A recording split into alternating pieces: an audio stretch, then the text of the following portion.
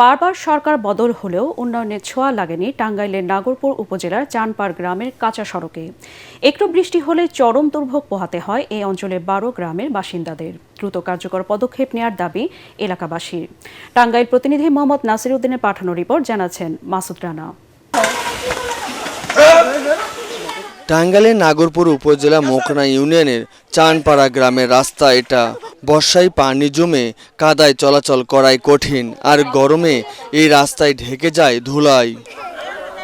বছরের পর বছর এই ভোগান্তি নিয়েই চলাচল করছে আশপাশের 12 গ্রামের বাসিন্দারা। স্কুলের শিক্ষার্থী ও রোগীদের পড়তে হয় চরম বিড়ম্বনায়।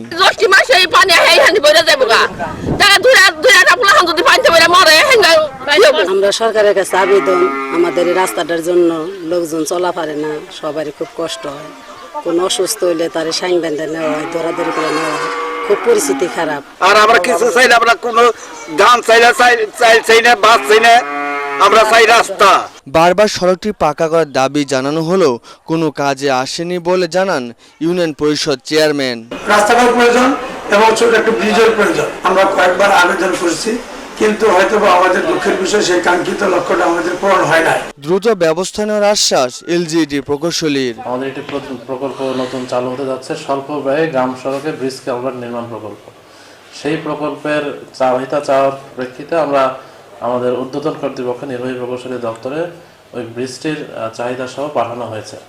এখন ব্রিজটির অনুমোদন পেলে আমরা টেন্ডারের মাধ্যমে কাজটি সম্পন্ন করতে পারব। রাস্তাটি দ্রুত পাকা করার দাবি জানিয়েছেন এলাকাবাসী। Bureau report, ATN Bangla.